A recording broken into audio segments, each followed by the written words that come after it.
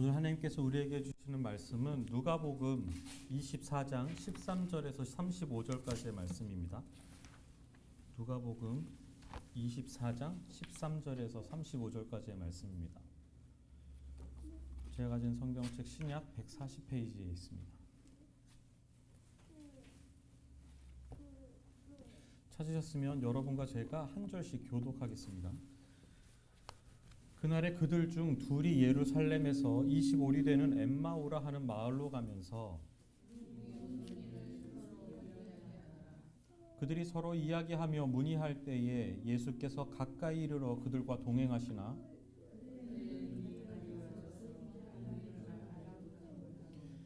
예수께서 이르시되 너희가 길 가면서 서로 주고받고 하는 이야기가 무엇이냐 하시니 두 사람이 슬픈 빛을 띠고 머물러 서더라.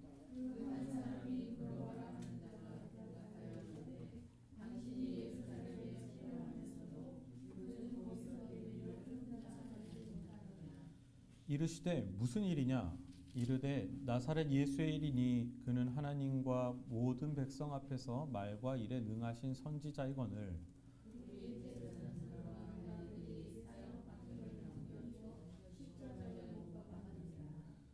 우리는 이 사람이 이스라엘을 속량할 자라고 바랐노라. 이뿐 아니라 이 일이 일어난 지가 사흘째요.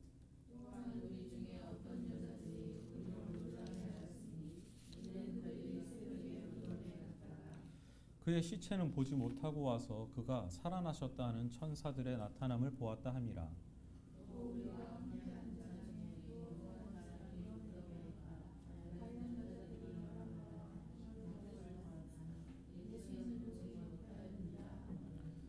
이르시되 미련하고 선지자들이 말한 모든 것을 마음에 더디 믿는 자들이여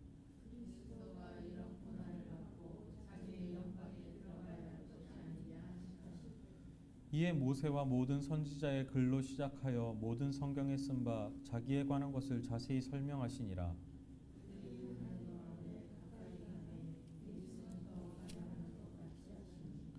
그들이 강권하여 이르되 우리와 함께 유하사이다. 때가 저물어 가고 날이 이미 기울었나이다 하니 이에 그들과 함께 유하로 들어가시니라.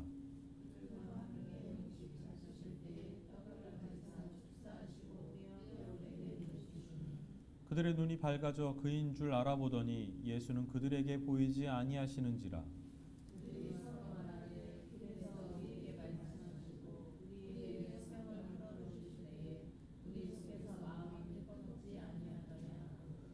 곧 그때로 일어나 예루살렘에 돌아가 보니 11 제자 및 그들과 함께 한 자들이 모여 있어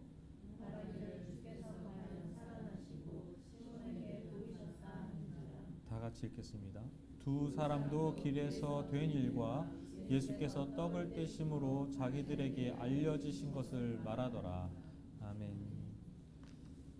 찬송가 360.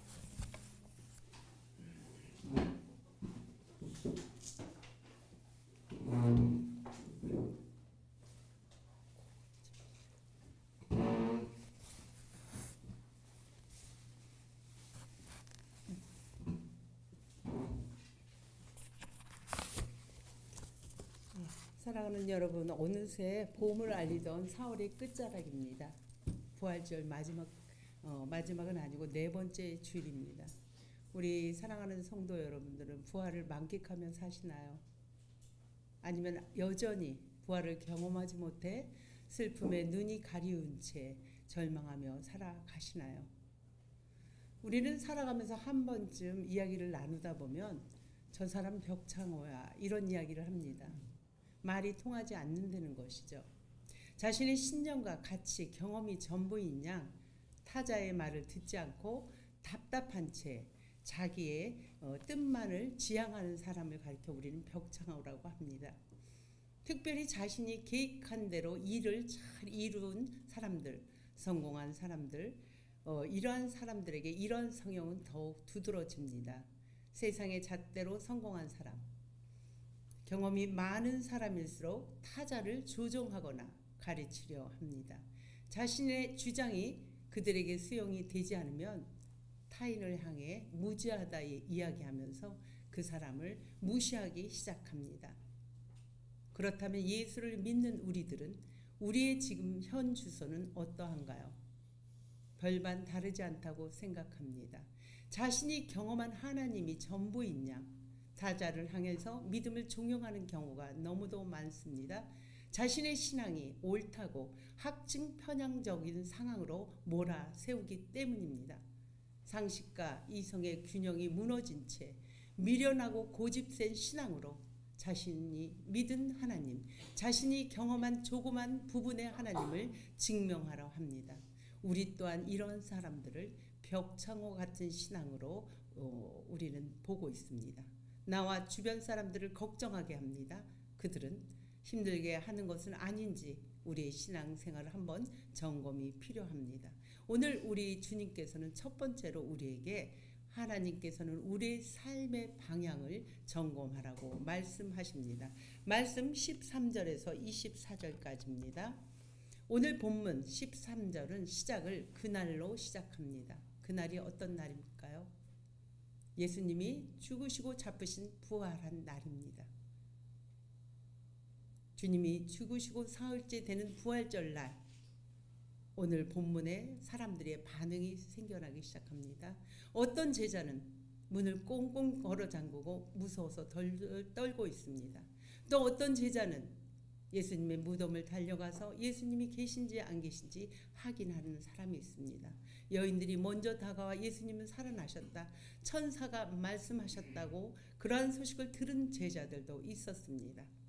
모두들 가만히 앉아있지 않고 자기의 살 길을 찾아 나름대로 움직임이 시작된 것입니다. 오늘 등장하는 우리가 읽은 두 제자 또한 엠마오라는 마을로 떠난 제자들도 마찬가지입니다. 그것을 향한 이유는 자세하게 설명되어 있지 않습니다. 그러나 성경은 이들은 슬픈 빛을 띠고 있었다고 기록되어 있습니다. 왜 그럴까요? 왜 이들이 슬픈 빛을 띠었을까요? 21절은 이렇게 기록합니다. 우리는 이 사람, 예수님이죠. 이 사람이 우리를 속량할 자라고 바랬다고 믿고 있습니다. 자신의 모든 것을 버리고 그들은 예수님을 따랐던 사람들입니다. 예수님의 능력의 말씀과 이적과 경험, 예수님의 병고침, 예수님의 놀라운 말씀에 이들은, 다시 말해 우리 예수님이 당시의 로마 식민지 사회를 멸망하고 그들을 종식시키고 자신들이 로마에서 자유롭게 살 수 있고 달과 같은 태평 시대를 열어줘 예수님 옆에 있으면 한 자락 어떤 자리라도 차지할 거라고 생각했던 것입니다. 그러나 이분이 죽으시고 사흘째가 돼도 소식이 없었던 것입니다. 세상이 변한 게 하나도 없습니다. 예수님은 죽고 사흘째 돼서 다시 살아나신다고 하셨는데 사흘째 되는 날 여전히 자기들의 변한 게 하나도 없는 이들은 낙심하고 실망하여 자신이 믿고 있었던 신앙으로 가는 것입니다. 엠마오라는 곳으로 가는 것이죠. 엠마오라는 이름은 따뜻한 샘, 또 온천이라는 뜻을 가지고 있습니다. 이들이 예수님을 따라다니면서 예수님이 죽고 사흘째가 돼서 살아나지 않았을 때 이들의 마음은 상처 있고 이들의 마음은 지쳐 있었기 때문에 따뜻한 샘 온천에 가서 자신들의 마음을 치유하고 자신들의 마음 상처를 어루만지기 위해서 갔는지도 모르겠습니다. 아니면 자신의 생명이 위험하여 이곳에 있다가는 예루살렘에 있다가는 예수님의 제자로서 생명이 위험을 받을까봐 이들이 엠마오라는 데로 갔을 수도 있습니다. 그러나 이러한 이들에게 예수님은 이들에게 동행하여 주신다고 말씀하셨습니다. 그들에게 가까이 동행하나 그들은 알아보지 못한다는 것입니다. 예수님 옆에 가까이 있으나 이들은 알아보지 못한다는 뜻이죠. 그러나 우리 주님은 그에게 가까이 오십니다. 옆으로 오십니다. 가까이 다가오시면서 예수님이 말씀합니다. 슬픔에 가리어서 우리 예수님이 옆에 있어도 보지 못하는 제자들에게 우리 예수님은 보지 못하는 자에게 소리로 음성으로 묻고 계십니다.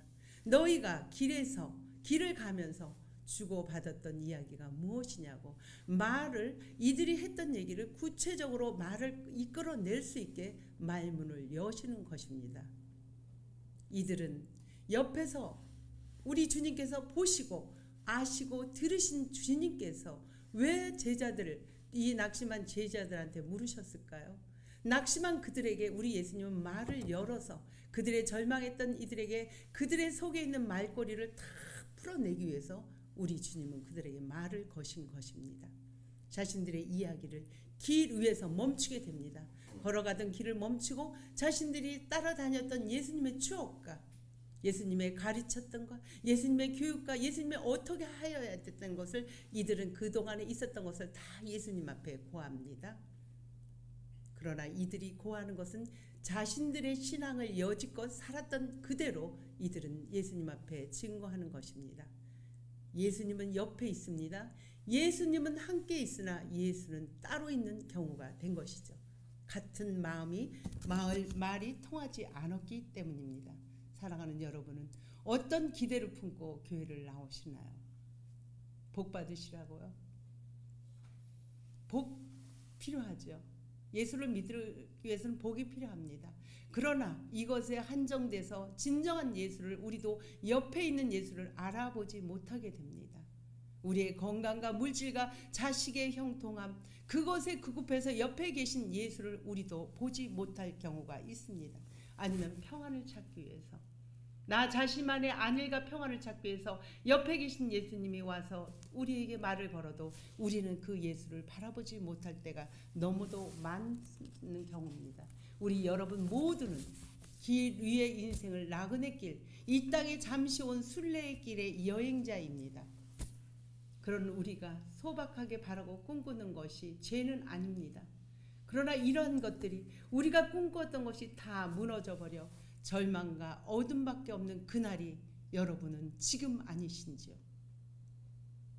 그런 낙담과 슬픔으로 인해서 내 친구가 낙담의 친구, 절망의 친구로 도로 위를 걸어가실 때 우리 주님, 그 주님, 우리가 그 우리의 평안과 안일만을 찾기 위해서 걸어가는 엠마오, 그것을 걸어갈 때 주님은 우리에게 오시는 것입니다.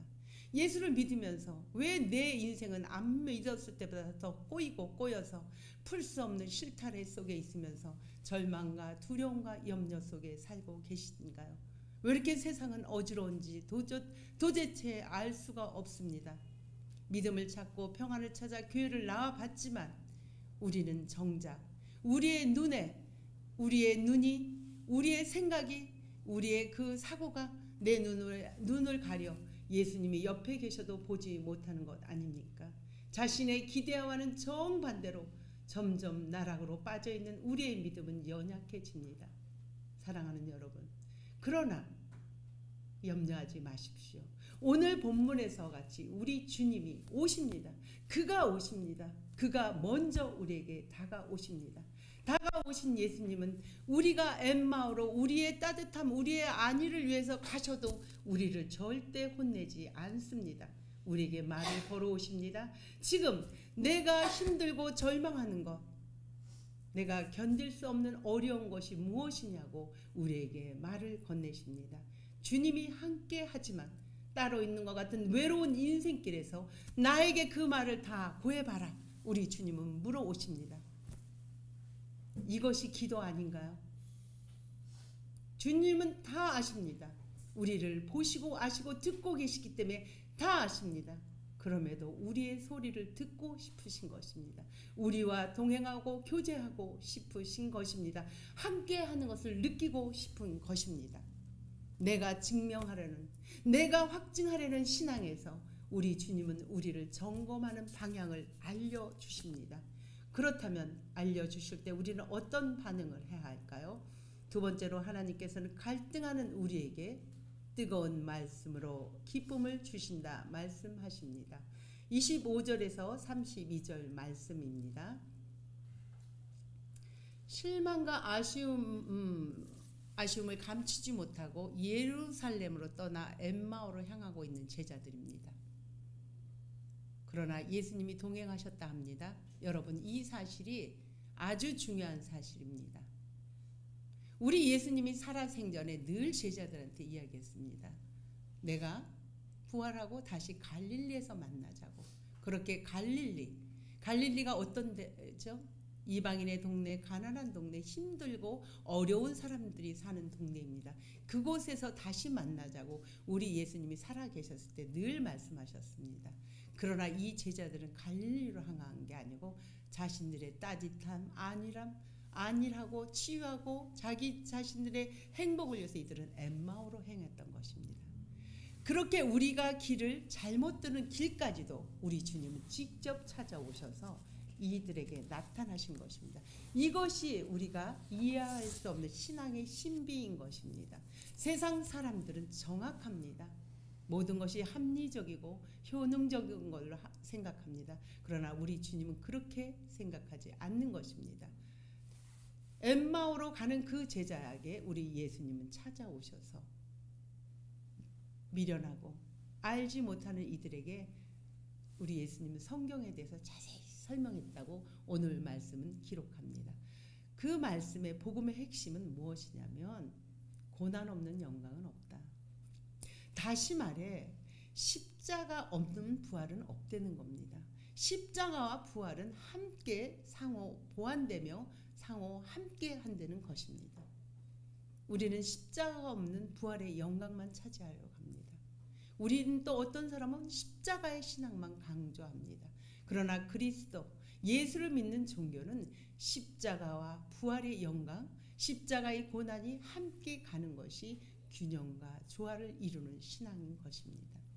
그리스도를 믿는 사람이라면, 그리스도인들이라고 자청하는 사람들, 자세히 예수님의 설명을 들은 이들은 어떻게 변하냐면 그때까지도 예수인지 모릅니다.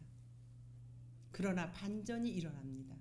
예수인지 모르지만 그분의 설명을 잘 듣고 이분이 더 가시려고 하는 그 길을 붙잡습니다. 강권합니다. 그리고 실망과 절망으로 터벅터벅 엠마오로 행했던 그들의 태도가 바뀌는 것입니다. 강권하며 그들을 자기의 집으로 초대하는 것입니다. 자기의 공간을 내어주는 것입니다. 기쁨의 자리로 변화된 것입니다. 강력하게 청하여 자신들의 집에 제자들이 우리 예수님을 모시는 것입니다. 우리 주님은 차례로운 식탁에 축복하며 음식을 나눕니다. 음식을 나눌 때 드디어 그들의 눈이 밝아져 예수님인지 알게 됩니다. 그러나 이 뜨거움을 주체하지 못하는 상황에 눈이 밝아진과 동시에 우리 예수님은 그 자리에 보이지 않습니다. 안 계신다는 것입니다. 사랑하는 여러분, 우리는 어떻습니까? 부활의 주님을 우리가 확실히 그 주님을 믿고 계십니까? 우리가 신앙적인 고백의 차원으로 주님은 살아계신 그리스도요, 하나님의 아들이라고 고백하면서 부활의 주님을 신앙적 고백의 차원으로 우리는 말하지 않는지요? 우리의 삶 속에서 내가 믿는 하나님을 어떻게든지 확증하려고 발버둥치며 더 깊은 수렁 속에 빠져 있지는 않는지요? 내 문제 속에 갇혀서 내 편안한 안일함 이전의 삶으로 돌아가기 위해 엠마오로 터벅터벅 걸어가는 우리에게 주님은 이렇게 말씀합니다. 믿음이 더딘 자요. 믿음이 더딘 자요.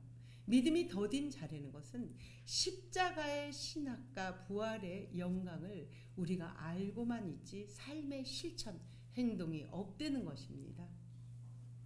말씀을 듣고 말씀을 읽고 말씀을 성찰하는 우리에게 그 뜨거움이 생겨납니다.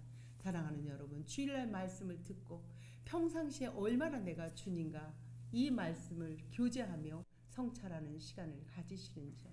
진정한 주님을 사모하는 마음으로 그분한테 시간을 드릴 때 그 뜨거움은 우리에게 들어옵니다.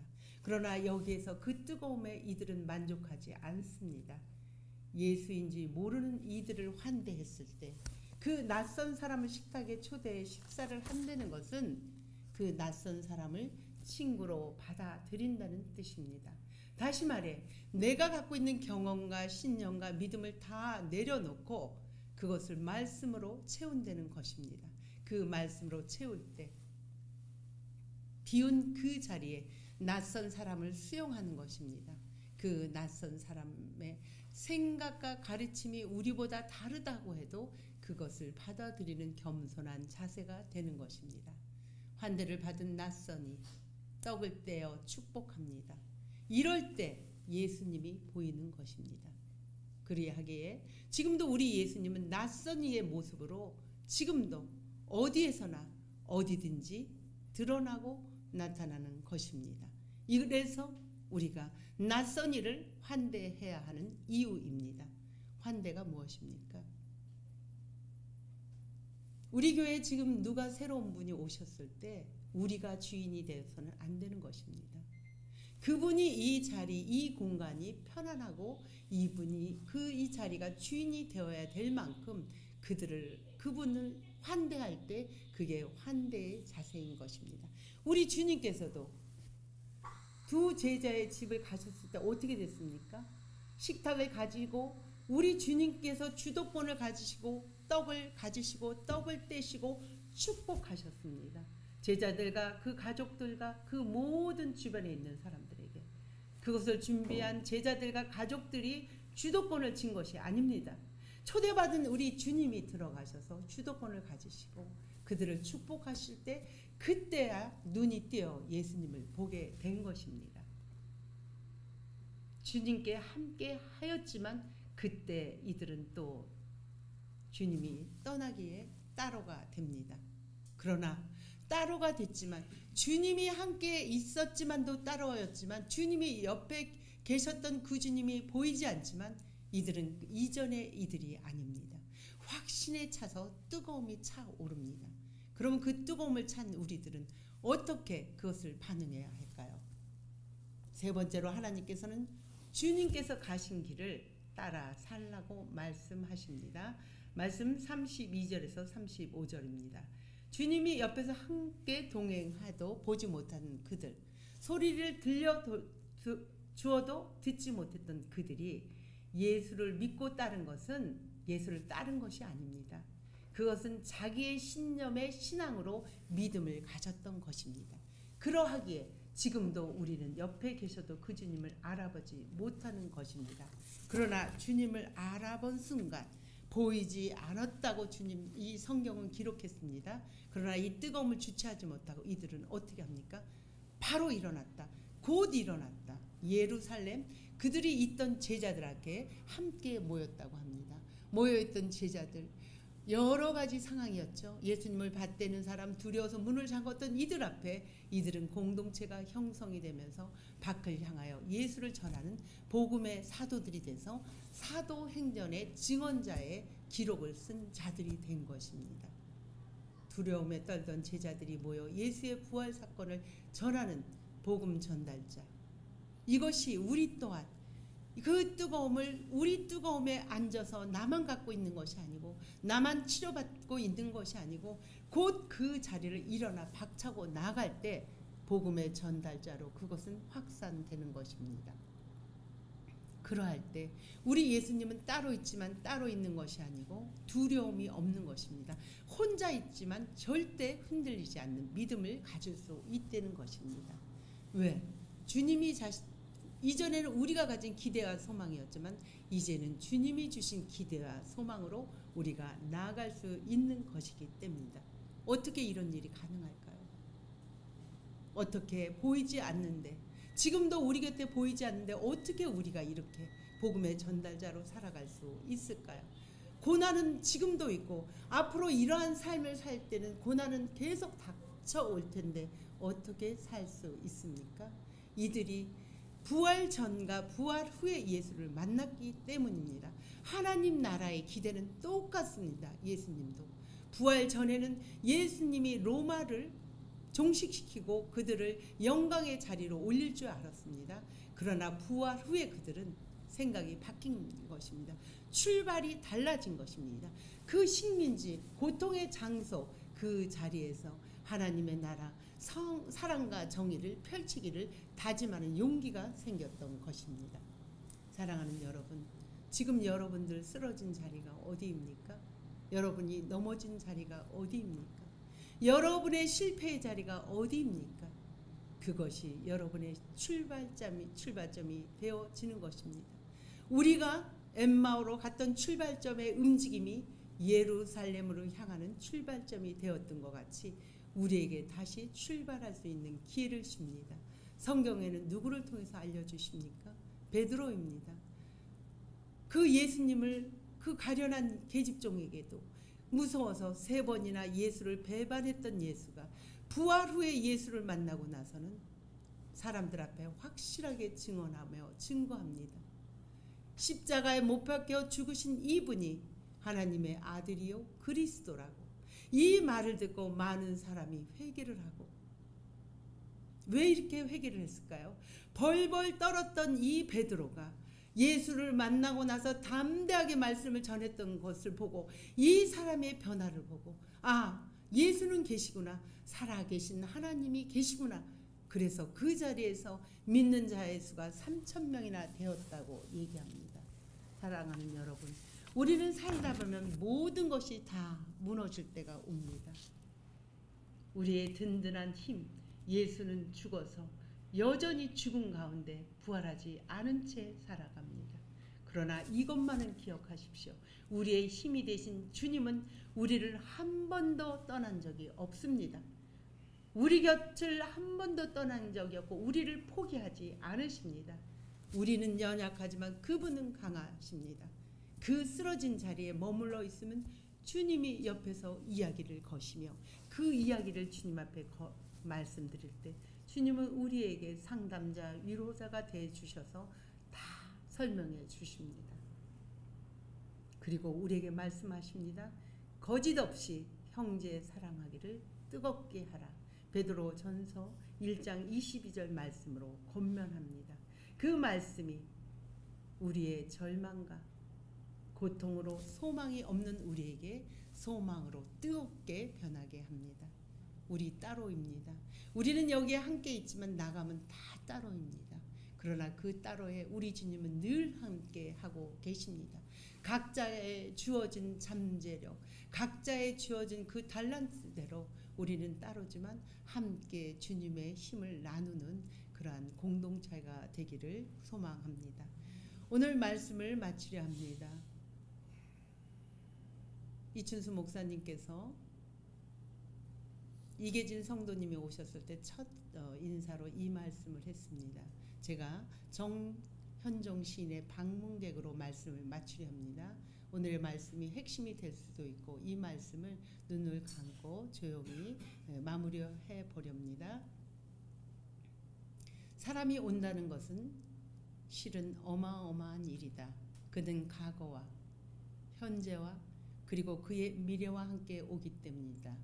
부서지기 쉬운, 그래서 부서지기도 했을 마음이 오는 것이다. 그 갈피를 아마 바람은 더듬어 볼 수 있을 마음. 내 마음이 그런 바람을 흉내낸다면 필경 환대가 될 것이다. 기도하겠습니다. 좋으신 아버지 감사합니다. 예수를 믿는다 하면서도 아직도 우리는 부활하지 못한 예수님으로 인하여 슬픔에 가리운 채 그저 길 위의 인생을 터벅터벅 걸어갑니다. 주님이 옆에 오셨지만, 주님이 말을 걸지만 우리는 주님을 알아보지 못합니다. 네가 살아가면서 힘든 거 나한테 한번 말해주렴. 그 물꼬를 열어주신 주님 앞에 이 모양 저 모양 우리의 힘든 문제들을 다 내어놓습니다. 우리 주님 다 아십니다. 우리 주님은 연약한 우리에게 다시 한번 뜨거움으로 말씀으로 위로하시며 기쁨을 주십니다. 그 주님을 맞이한 우리들, 우리의 그 뜨거움을 우리만 간직하지 않고 주변으로 확산하는 복음의 전달자로 살아갈 수 있도록 용기를 주옵소서.